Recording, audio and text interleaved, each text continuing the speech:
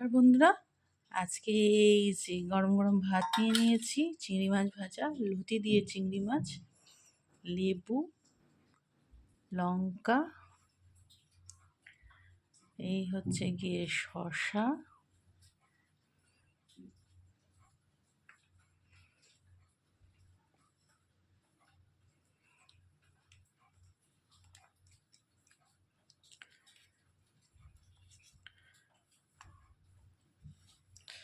শসা নিয়ে নিয়েছি। এবার হচ্ছে গিয়ে এই নিয়ে নিলাম মাছের ঝাল, এই হচ্ছে ডাল, এই চিকেন,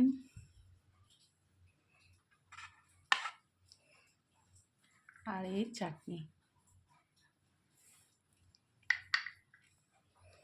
আমের চাটনি। আজকের হচ্ছে এই খাবার।